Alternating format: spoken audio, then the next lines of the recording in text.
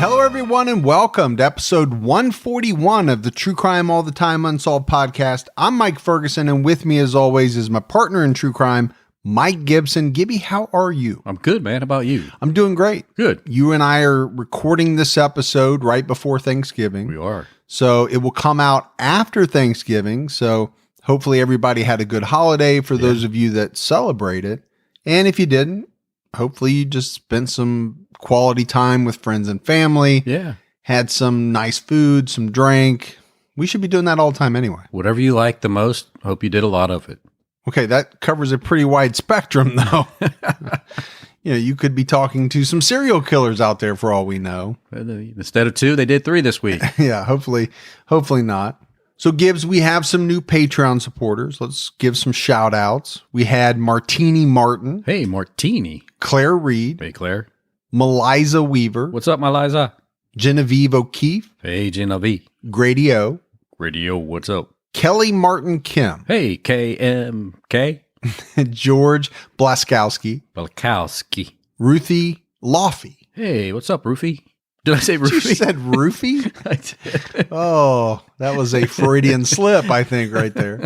We had Faith Barnett. Hey, Faith. Marie Munoz. Hey, Marie. Susan Lim. What's up, Susan? Casey Carter. What's up, Casey? Dana Baldock. Hey, thanks, Baldock. Allie. What's going on, Allie? Kelly Johnson. Thanks, Kelly. Jeff Gratton. Oh, Jeff. Miranda Hart. Miranda. Angela Shahata. Shahata. I just like saying that. Yeah. That's a fun name to say.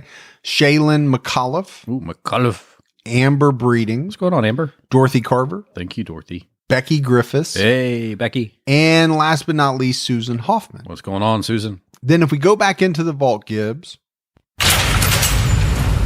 this week we selected Crystal Elganian. Yeah, thanks, Crystal. Been with us a long time. She's amazing. And we appreciate that long-term support. We appreciate the new Patreon support as well. Just last week, we put out a brand new Patreon-only full-length episode. We did. On both video and audio. So, good. I know the holidays are coming up. A lot of times money gets tight, but it's a great time to sign up for Patreon because of the massive amount of content that's out there. Yeah. I think that was episode number 16. And it makes a great stocking stuffer. It does. I don't know how you put it in there, but you just do. There are a lot of people that they donate, they subscribe to Patreon for others. So it does work. I don't know exactly how it works, but people do it. We had some PayPal support as well. Jenny Nicholas. Hey, Jenny. Kira Enright. Our friend Kira. Ted Perry. Oh, our buddy Ted. Yep. Kim Hester. What's going on, Kimberly? Breda Hale. Hey, Breda. And Jessica Metz. Hey, thanks, Jessica. So a lot of familiar names in there, but we appreciate all the support that we get. Gibbs, right now on True Crime All the Time, we have an episode out on Dr. Glennon Engelman. Yeah. How interesting is that one? DDS. DDS. Yeah. So this is a dentist that moonlighted on the side as a hitman. Yeah. But more so than that, he essentially orchestrated and planned all of this, right? Got with these women, told them in some cases who to marry. Like, marry this guy. He's got a lot of life insurance. He's got great benefits. To later then kill this person so that he and the wife could split the insurance proceeds. He was definitely into the planning. Yeah, he was into the planning. And that's the thing about this guy. He's not a serial killer.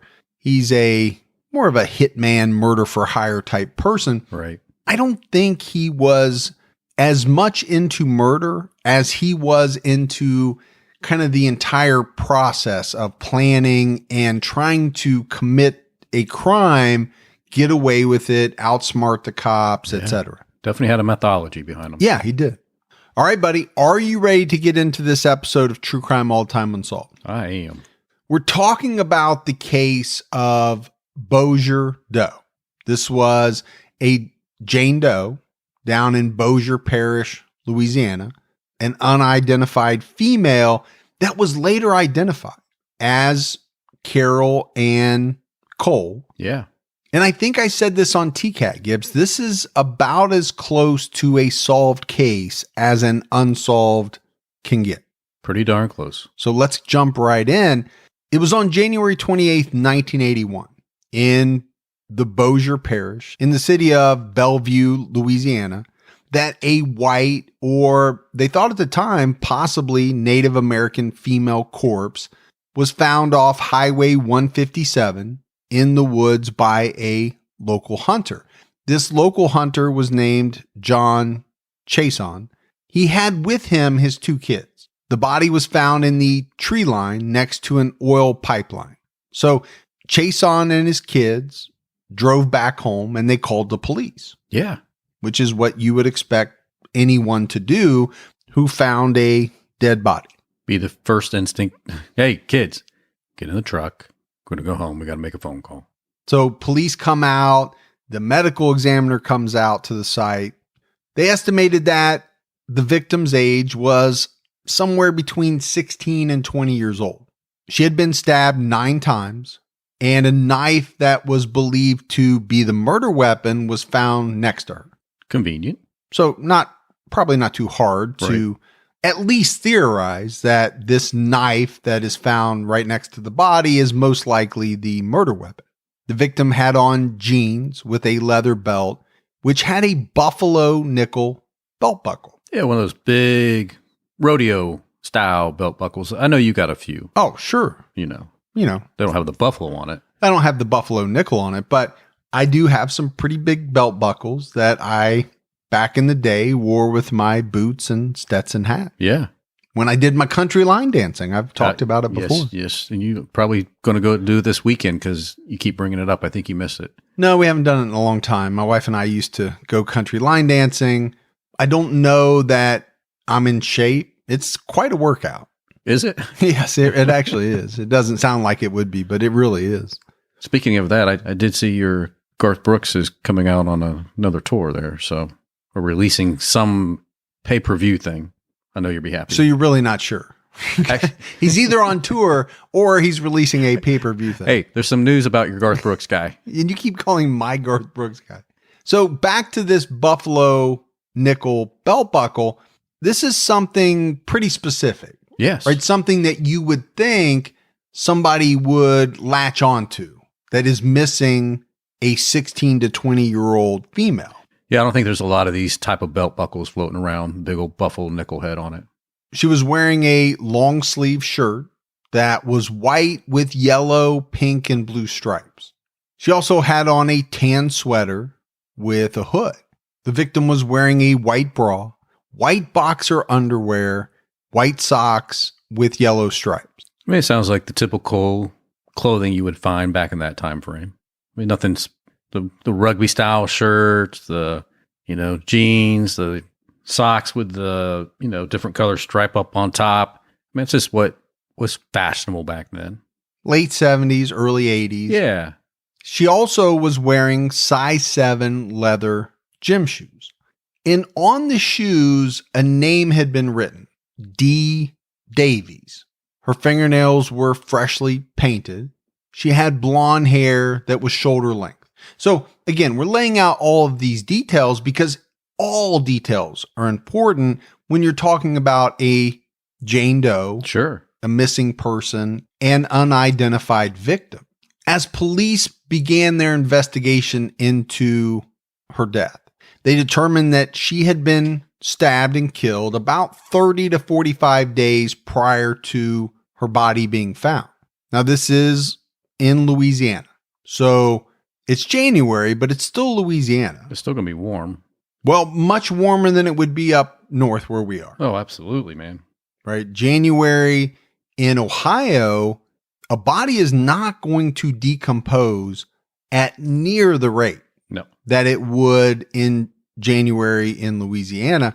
There was heavy decomposition, which made identification very tough. They were able to determine that she was around 5'6", weighed about 130 to 140 pounds at the time of her death. The medical examiner wasn't even able to determine her eye color. So that tells you something. It does.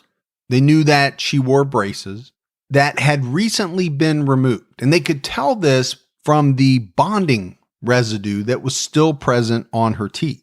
Yeah, I think it was almost like someone else took the braces off and not the orthodontist. Like somebody, either herself or somebody else, took those off and didn't do the final part where you actually buff down the teeth and get rid of all that residue. So they theorized that it wasn't an orthodontist or a professional possibly that had done the removal because of the heavy decomposition. They had to try to reconstruct what the victim looked like using a 3-dimensional clay model. And you can see the pictures, they're out there. Oh yeah. They're kind of rough looking. And again, it may have just been the artist. It doesn't look anything like who this person ultimately was. Exactly. When they figure out who it was. Not trying to disparage the artist that did it. That's not easy. No. For me, I'm amazed that whether it's the modeling, the sketching, that they can get as close as they oftentimes do. Yeah, it amazes me. And you're right. And you got to remember, this is 81. Yes.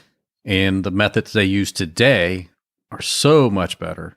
And we'll actually dive into that later into this episode. But to actually, back in 81, to try to do the clay thing around the skull and stuff, man, I don't even know how they come up with how they do that. How thick you go here, how thin you go here. I don't understand that. Well, I think at some point you are making an educated guess at certain features. Right. Right. The skull can tell you so much, but from there, nose, mouth, you're having to make some type of educated guess. Yeah. So officials have some pretty good information. They get it out there in the press locally in hopes that someone will know who this person was. Yeah, I mean, maybe someone's missing their girlfriend or their sister, or their daughter, their granddaughter. Hopefully somebody's like, I haven't seen whoever. Is this her? Well, and I think in the beginning, they theorized that this person was most likely local. Because I think you have to start there, right? You're not thinking right off the bat, okay, this is someone from another state. They traveled a long distance. But investigators followed up on all the leads they got. Nothing really developed. And then as the years went by, this unsolved murder went cold. To make matters worse, Gibbs, some of the evidence that was recovered at the scene was lost during a fire. Which has got to be devastating, right? For the cold case team, anybody involved in it, especially the family, if they knew who the family was, how devastating if they ever figure out who this victim is. Was the evidence lost going to impede them from moving to a trial? So this fire took place in 2005 at the place where they were storing the evidence. So really, Gibbs, things are not looking promising in the Bossier Doe case. Then 10 more years went by after this fire. So it was 2015 until they finally got a big break in the case. It was the first week of February 2015 when cold case detective Lieutenant Shannon Mack got a little innovative, right? She was trying to figure out what she could do to help. What she did was she created a Facebook page, called it the Bossier Doe. She added some images to it. She added the belt buckle. But I think the biggest thing was that she added an image that had been generated by a computer program. So this is years later. They've got better technology. Yeah. This computer program used DNA technology to help render an image of what this person most likely looked like. Better than the old clay. Yeah, model. Much better. It's based on a little bit more science. They were able to take DNA from her teeth. And then the LSU, the Louisiana State University Faces Lab, used a digital method to render this image. And this was supposed to show what the Bossier Doe most likely looked like prior to her death. So Lieutenant Mack asked the Facebook community, and that's a big community. It's a huge community. There is a lot of people on Facebook, and there are a lot of true crime people. There is. Amateur detectives, amateur sleuths, people that are fascinated by some of these cases and are willing to spend some of their time looking into them, investigating. So she asked them and every contact she had with other agencies to share the link. It was on March 5th, 2015, that the Bossier Parish Sheriff made a huge announcement to the public. They had made a positive identification of the Bossier Doe. Now, keep in mind, this was 34 years later. Yeah, it's a long time. That this female was stabbed in the woods off Highway 157. It turned out that the victim was about as far south as she could have been from her original home in Kalamazoo, Michigan. That's a long ways. There's a huge distance. From Louisiana to Michigan, north to south, I mean, you can't go much farther. No, that's about as far spread as you got. This person had recently moved to San Antonio, Texas. Her name was Carol Ann Cole. She had been missing since December of 1980. So that is a long time for a family to not know where their loved one is. That's a very long time. 34, 35 years. Yeah. And then all of a sudden, Gibbs, they get information. Imagine. Oh, you've been sitting around. Your life has changed dramatically because of this event. And then 34, 35 years later, somebody figures it out. yeah. So let's take a step back and talk a little bit about Carol Ann Cole. Carol and her sister, Jenny Phelps, grew up in Kalamazoo, Michigan. Their parents divorced while they were young, and the girls ended up living with their grandmother. It was in January of 1980. Carol was only 16 years old when she left Kalamazoo to move away with her mother, Sue Cole, to San Antonio, Texas. Her sister Jenny remained with their grandmother. Carol stayed in contact with her sister when she could. I mean, the options were obviously much more limited back then. Oh, of course, yes. You had phone calls, you could write letters. There was no picking up a phone and immediately texting back and forth. No. There was no FaceTime video. There was none of that. None. Maybe. There wasn't even email. I would say not even getting into the you've got mail. No, Yeah. not even email at that point. Now, Carol did have some issues. In early 1980, she had issues with drugs. She also had some issues with authority on the part of her mom. Well, they kind of go hand in hand sometimes. They can. You know? They can for sure. I don't want you doing that. You can't tell me I can't do that. I mean, what 15, 16-year-old doesn't have some type of issue with authority? Oh, for sure. I know both of my girls have had it at different points in their life. I think most kids do. Part of growing up. Well, let's face it. Who wants to be told what to do? I know I don't. Nobody really does. Oh. So some people handle it better than others. It depends on your personality, all of that. But her mom sent her to live in a home for teen girls. This was called the Palmer Drug Abuse Program in Austin, Texas. This was in May of 1980. And while she was in this home, she did write and sometimes call her sister when she was allowed to. She had to earn that right. Yeah, when you're in a home like that, you know, you have to do certain things to get that privilege. It's a privilege, right? Yeah. On Carol's 17th birthday, this was November 5th, she left the home and moved in with a friend in Shreveport, Louisiana. So she stayed in touch with her sister up until the end of December 1980. The last time anyone in her family heard from Carol, she called from a house where she was babysitting. Her family back in Kalamazoo tried to get in touch with her after this. They called the house in Shreveport where she was staying. But every time they called, the person that answered said, you know what? She left for a party a while back and she never returned. So we just assumed she moved on to somewhere else. Yeah. We're not watching her, man. We don't know where she's at. So I think at this point, Gibbs, her family back in Michigan is getting very worried. Her grandmother, her sister Jenny, even Jenny's best friend, a girl named Patty Thorington, they did their best to try to find Carol. But they're in Michigan. It's going to be hard to do. Very hard. There's no Find My iPhone app. There's no Google. I mean, again, I don't want to harp on it, but your resources are extremely limited, or were extremely limited back then compared to everything we have today. Yeah. I can tell where you are at pretty much every second of the day because of the malware that I installed on your phone. Explains a lot now. You know about it. You just don't know how to get it off. I can't. I've tried. I'm too cheap to get a new phone. But you're right. I mean, they're going to have to make a lot of phone calls to a lot of different places to people that are going to not know anything about this. Yeah, they don't have the answers that they're looking for. They might have a piece of information, but it's really not helping them out. I last saw her X amount of time ago. I have no idea where she is now.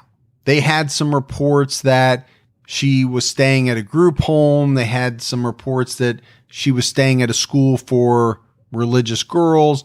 A photo would later crop up. And in this photo, there's a girl that resembled Carol Ann Cole sitting with some other girls in a pew. It looks to be taken at maybe one of these religious schools.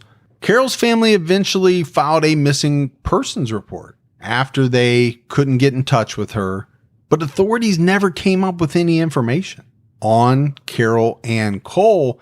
And even Gibbs, when the Bossier Doe was found that day in the woods, Carol Ann Cole was not even considered to be a possibility. She just wasn't on the radar. No. So the years went by. We already said that Carol's family was devastated, but they never stopped looking for her. They never gave up. It was in February of 2015 that Jenny entered her sister Carol Ann Cole's information into the National System for Missing Persons called NamUs. I mean, the hope there was that there would be some type of lead generated. Yeah, something that would kick out and say, hey, potential match. Because it has been 34 years. Yeah. By the time she does this in 2015. And I mentioned they never stopped looking. Jenny and her friend Patty, they combed Facebook. Facebook is a huge thing by this point. Right. They combed Craigslist. They were looking for any lead. They kept putting info out there about Carol to keep awareness up, to get it out there that Carol's still missing. Never gave up. Never gave up. Patty even placed a missing persons ad on Craigslist. Yeah. Now, this is where things kind of merge back together. So we separated timelines there for a little bit. We talked about the detective that had formed a Facebook group centered around the Bossier Doe case. Right. I mean, literally like a few days after she created this Facebook group, had 700 likes. Which is a lot of people. By the end of the week, over 1,000. Yeah. So there were a lot of people with eyes on this Facebook group. On February 6, 2015, a local 911 operator named Linda Erickson saw the page, the Bossier Doe Facebook page. She saw the digital picture. Right. And she remembered seeing a picture on a missing persons ad on Craigslist, a real picture of Carol Ann Cole. And I think Gibbs right away, she thought these look extremely similar. Oh, yeah. And I know one of the big things that she said over the years that really stood out to her was the nose. Carol Ann Cole had a kind of a distinctive nose, really in the shape of her nostrils. You know, some people do. Some people have it where it arches up a little bit higher, and I think that's what she had. The digital image had that as well. And thank goodness that it did. And it really jumped out to her. So Linda called the cold case detective, told her what she had seen, told her that she thought there was something to this. On February 13th, the Bossier Sheriff Department emailed Patty for some additional information on Carol Ann Cole. She was the one that put the ad out there. They reached out to her. They traded information for a little while. And then eventually they got to the point where they said, okay, we think there's something here. We need to do some DNA testing. Right. And when the DNA testing was completed, it came back that the Bossier Doe was in fact Carol Ann Cole. Not only did they have the DNA testing, but they also could confirm, we talked about it, how Bossier Doe had the stuff on her teeth from removing her braces. And Carol Ann's sister was able to confirm that she recently removed her own braces while she was down at the drug rehab home. So that's huge, right? You have the DNA, that's pretty definitive, but then you have Carol's sister adding this detail about the braces. It just kind of really puts it all together. And this takes us back to the big announcement on March 5th. Carol Ann's sister told the press that she was in shock that they had finally found Carol. She was very emotional. Now, she was relieved, but she was also very sad, Gibbs, at the same time. She flew to Louisiana to be at the press conference and also to help bring her sister's remains back home. Again, 34, 35 years has gone by. But she's finally going to be able to bring her sister home and bury her. Which is not an inexpensive thing to do. First of all, they have to get the remains from Louisiana back to Michigan. And then obviously there's the massive expense of a funeral.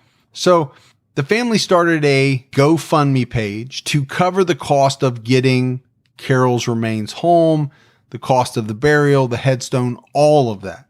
And Gibbs, people step up, right? Our Patreon folks step up for us. They do. People in these types of situations, they will step up unbelievably to help out this type of family in need. And they did. Carol Ann was laid to rest, finally, after so many years, back home in the Maple Grove Cemetery in Comstock Township, Michigan. Her funeral was on June 18th, 2015. So that is the first part of this case, right? The Bossier Doe. Yeah. The search for who this person is, the ultimate reveal that it is Carol Ann Cole, originally from Kalamazoo, Michigan. Right. But I think now we have to transition and look at, okay, who killed Carol Ann Cole? We know who the victim is.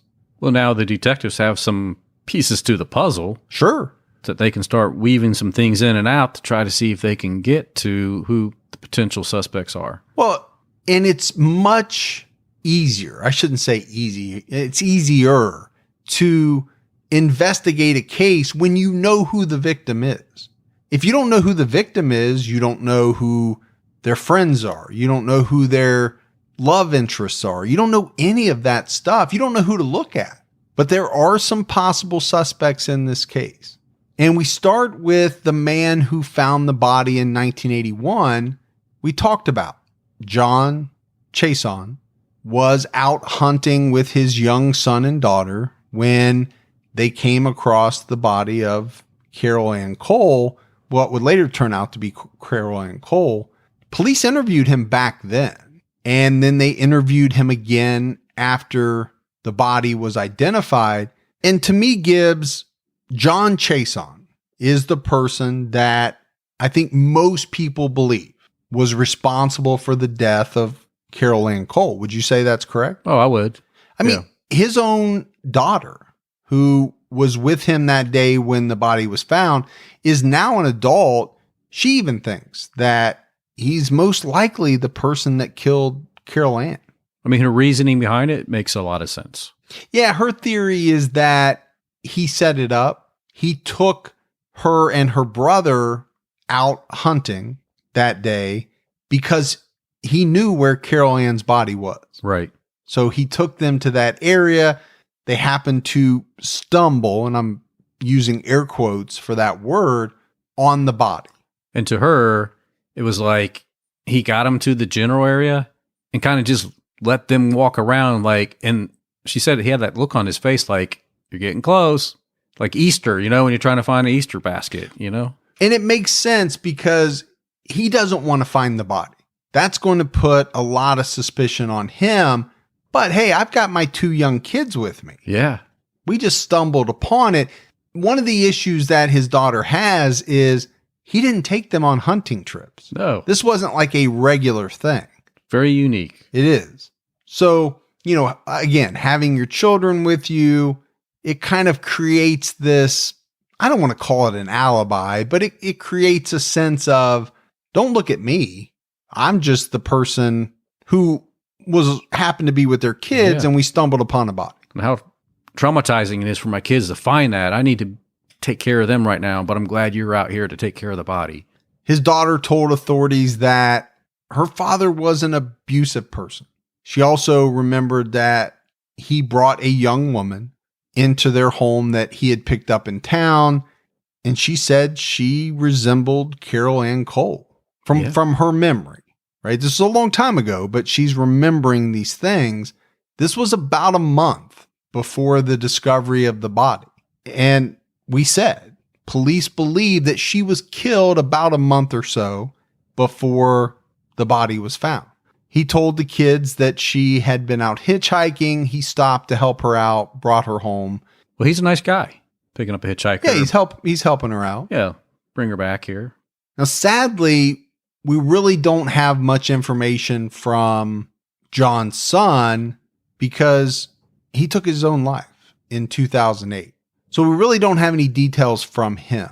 But John Chason was pretty easy to locate. He was already in prison by the time that Bossier Doe was identified.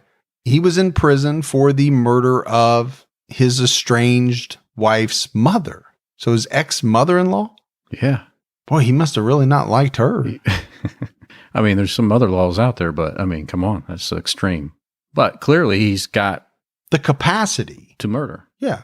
I mean, obviously, when you're already in prison for murdering someone, not a leap, not a stretch to think that you could have potentially murdered this girl. Sure.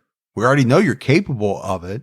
They went and talked to John, but he really didn't provide any revelation. He essentially told investigators the exact same things he told them back when he was interviewed years ago. He didn't change anything. And he said he doesn't know why his daughter feels like it is that he had something to do with it, why it's any more than them being in the woods and finding a body. So he's sticking to his story. Yeah, very much so. The Shreveport Times reported that John's daughter remembered seeing the girl leaving her purse in their house, and she believes her dad did something with it. But I think the big thing, Gibbs, is that she remembers what that girl was wearing. And it was the same description of the clothes that Bossier Doe was wearing the day she was found. That is huge. Now, we're relying on this woman's memory, but I don't see why she has any reason to lie about it. There's no reason.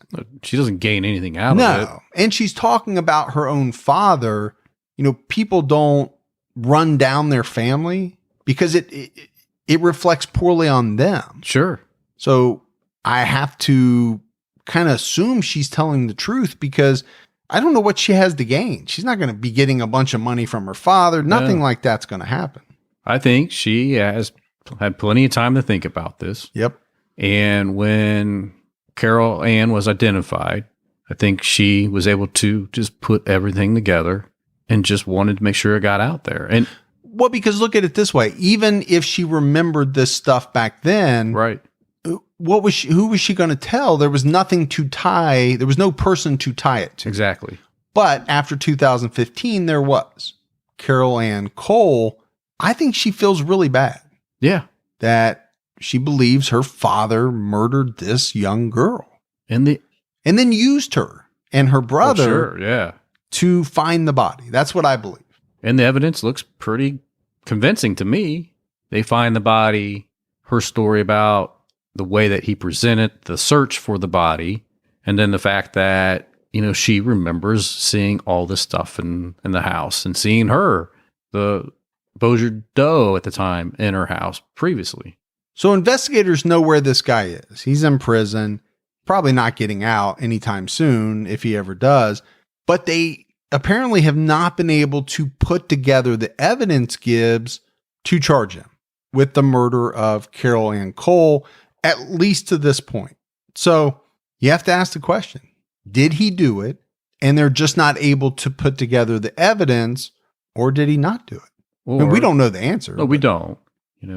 Or do they wish that whatever did get lost in that fire in 2005, they wish they still had? Yeah, and I'm glad you brought that up. That may be a major hurdle in them putting together the evidence against this guy, because let's face it, a lot of the evidence they had is gone.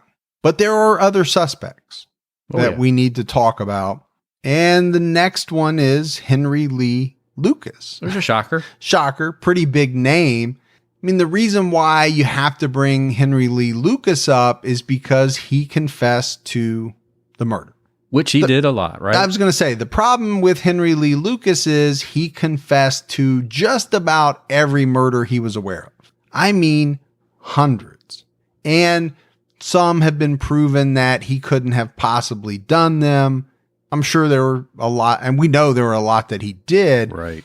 I think Lucas was a guy that wanted to try to keep himself in the limelight.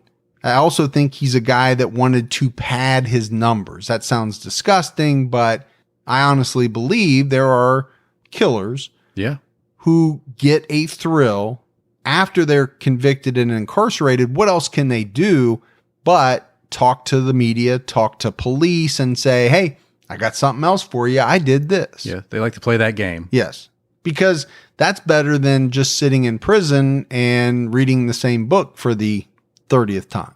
Well, Henry Lee Lucas wasn't probably reading too many books. I don't think he was reading much, And he sure wasn't brushing his teeth or flossing them, because he didn't have many. Dental hygiene was not a big part of his day in prison, I'm assuming. And really in the outside world, obviously. When he was in the prison, he didn't take advantage of the free dental system? No, not at all. I mean, just as an example, Lucas tried to take credit for the murder of Tammy Jo Alexander, the orange socks victim. I mean, these were just two that police later proved that he couldn't have done. The reason why people don't believe him, they don't believe his admission of guilt in killing Carol Ann Cole, is because he was seen in Florida at the time that her murder is thought to have been committed. So again, this guy was a prolific killer. There's no doubt about that. He didn't kill near as many people as he's claimed he killed. Right. And it's thought that there's no way that he killed Carol Ann Cole. But I think it's one of those names that gets tossed around if you happen to be murdered in that time frame, right? In Texas, Louisiana, Florida. And there's a reason. It's because he has said he's killed hundreds. Right. So how can you not at least take a look at Henry Lee Lucas when you have an unsolved murder? Like you said, time frame, geography, if it all even is close to lining up, you have to look at him. Yeah, for sure. So we discussed briefly that there was a picture of a girl that people believed was Carol Ann sitting with some other girls in a pew at a religious home for girls near Shreveport, Louisiana. The man who ran this home, and the home was called the New Bethany Home for Girls, was a guy by the name of Mac Ford. Mac Ford had allegations against him, Gibbs, for several counts of sexual abuse that occurred while this home was operating. It closed in 2001. Mac Ford never went to trial because the statute of limitations ran out by the time prosecutors wanted to do something with him. Right. And then he died in 2015. Now, I think you have to bring this guy up just because of the picture. The problem is it's never been confirmed that the girl in the picture is Carol Ann. Right. And I think most people don't believe that Carol Ann was ever at this New Bethany home. But like we always say, it's a branch. It's a rabbit hole. It's something you have to follow because it comes up when you're researching this case. Yeah. I mean, it's just another disturbing piece of information. And like you always say, it's just another bad guy. Yeah. That crops up when you're looking into a case. It's like, yeah, maybe he could have had a hand in this, but doesn't look like it. But again, wasn't a good guy. No, I'm sure he committed some atrocities against some of these girls at the home. They just couldn't prosecute him for them. Right. And there are some other suspects. 3 in particular are James Thomley, Alan Gaskins, and Stephen Scott. So James Thomley and Alan Gaskins were 18-year-old boys who were found guilty of the kidnapping, rape, and murder of 14-year-old Virginia Smith of Shreveport, Louisiana. Stephen Scott was 22 years old. He was also found guilty in this same kidnapping, rape, and murder, but he testified for the prosecution. And because of that, he received 99 years versus life, which is what the 2 18-year-olds got. 99 years? You couldn't strike a better deal than that? Yeah, you think you get something better out of that deal. So these 3 men, and I'll call them men, the 2 were 18, killed Virginia Smith on December 6, 1980, on a levee in Bossier Parish. This happened on a rural road. So they kidnapped her. They forced her to perform sexual acts on them at knife point. And then when they were done, Gibbs, they stabbed her to death. Yeah. Stabbed her in the back several times and then sliced her throat. Vicious. That's brutal. And then they just tossed her into the levee. Just like trash. Somebody's little girl, they treat it like that. That makes you sick. It does make you sick. So police were interested in these 3 guys, right? They wanted to talk to them. Well, by the time they did, Stephen Scott had been released, which is somewhat hard to believe. He got 99 years, but he must have been paroled. Right. But there's like no trail of him. Police don't even know where he is, so they can't find him to question him. One of the men died in prison, so there's one left. They went to talk to him in prison, and unfortunately, I don't know which one it is. But from the facts that they got, or at least the conversation they had with this guy, the timing of everything just did not add up to any of them being involved in the murder of Carol Ann Cole. But again, you're looking at one case and you stumble across some other. This is extremely brutal case. Oh, it's horrific. Horrific. Now, there are some people that believe Carol Ann could have been killed by oil workers. These guys that go out and work on the rigs. Sure. Working on the oil pipeline. And the reason why they say this is because the house that she stayed at in Shreveport was apparently across the street from a very busy convenience store where a lot of the oil workers stopped. So it's a frequent spot for them. It was. And there's a theory that maybe one of these workers convinced her to go with him, kidnapped her, murdered her. Well, she was found by the oil pipeline. She was, and I think that's why maybe some people gravitate towards that theory. And then you have the theory that involves the Texas killing fields. Yeah. The location of Shreveport to that. I mean, you're talking about 4 hours. Brings in serial killers Harold Bell and William Reese. These were 2 killers known to have operated in what is known as the killing fields. Harold Bell killed at least 11 young girls. Oh, yeah. William Reese is thought to have murdered at least 4 young women, girls. The timelines work out. And I think that's the reason why people think there's a possibility there. But again, the distance, it's 4 hours. That's not, out of the realm of possibility.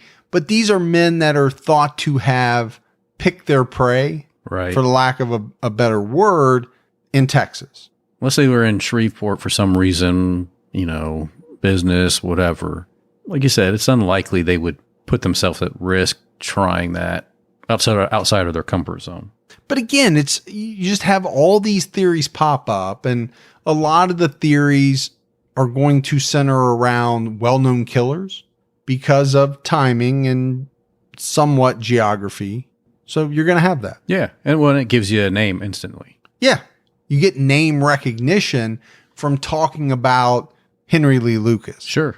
And people latch on to that. Now, is it likely that any of these more well-known serial killers killed Carol Ann Cole? I doubt it. I think you circle back to the very first suspect that we talked about. Absolutely. I mean, if I had to put money on it, which I wouldn't, I'm not a gambler, Right. but I don't think there's any better suspect than John Chesson. I mean, everything seems to line up. Yeah.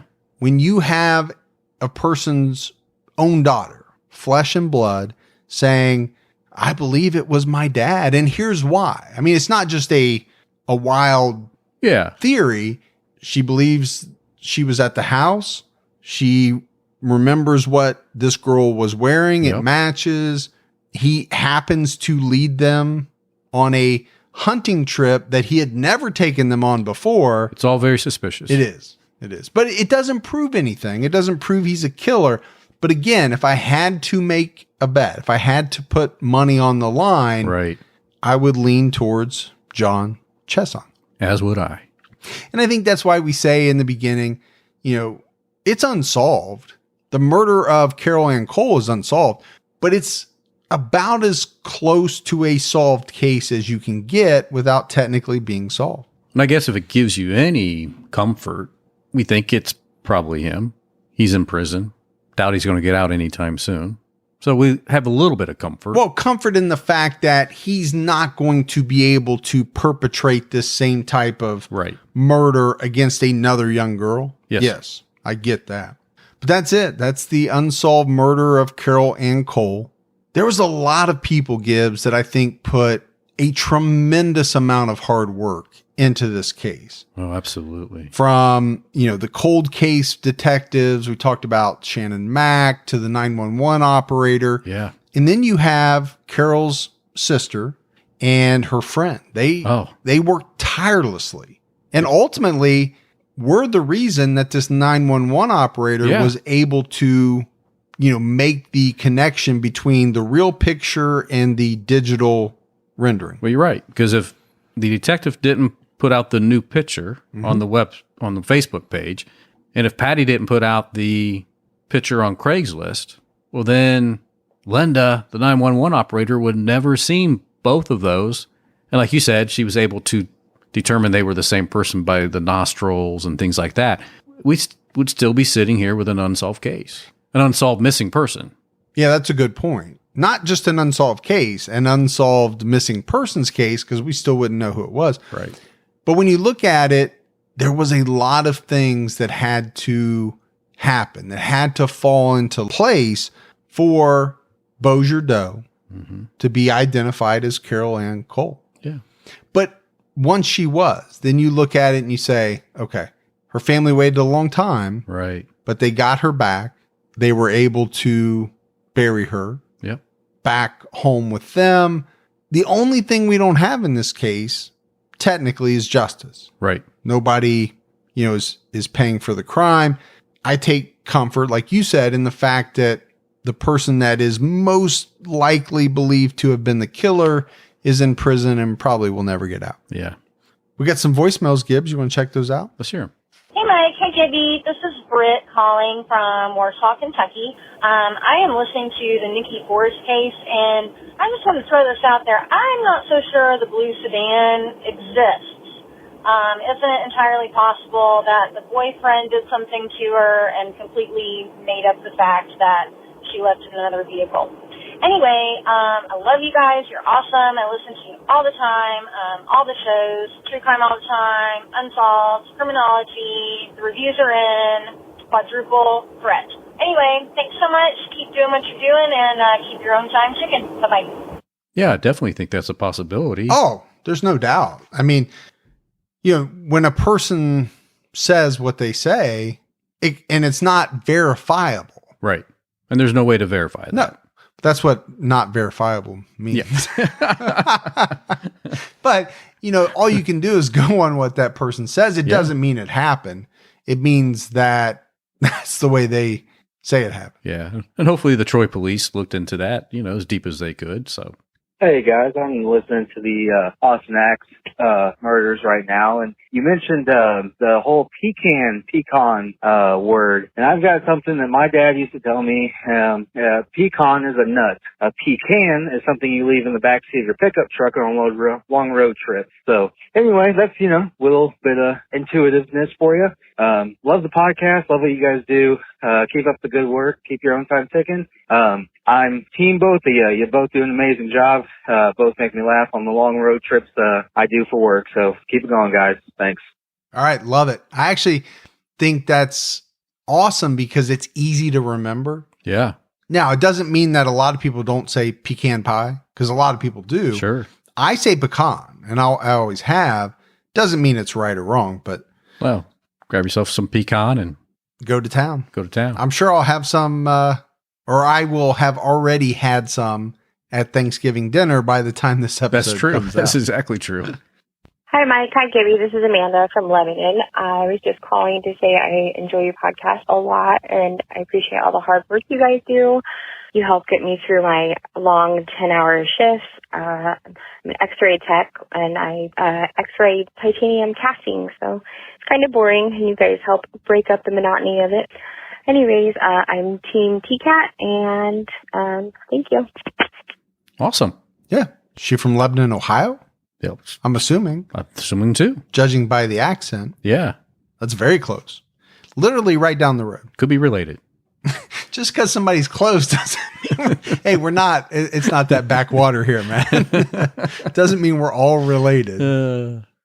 Hey, it's Rachel from Bethlehem, Pennsylvania. I just listened to the Rafay murder, and then I watched the documentary on Netflix, and now I'm just like so confused if they did it or not. I'm wondering if you watched the documentary, because you guys are super convinced that they're guilty, and then you watch the documentary and you see kind of a lot of the evidence you said in a different way. So I just want to see if you saw it, and if you did, what did you think about it? Did you kind of change your opinion, or did you do so much research that you already have your opinion? So have a great day. Love you both. Bye.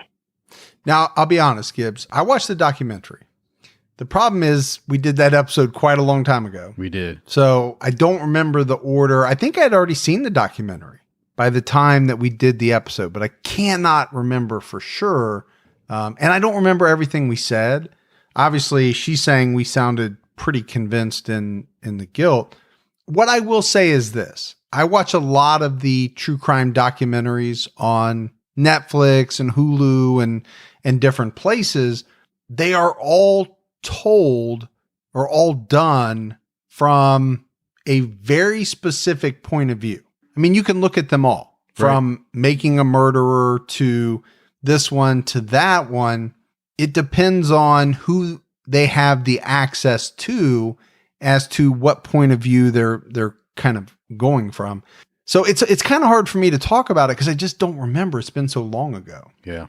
Of why we sounded so convinced. But obviously it was because of the research. Well, sure. It wouldn't have been because of the documentary. Right.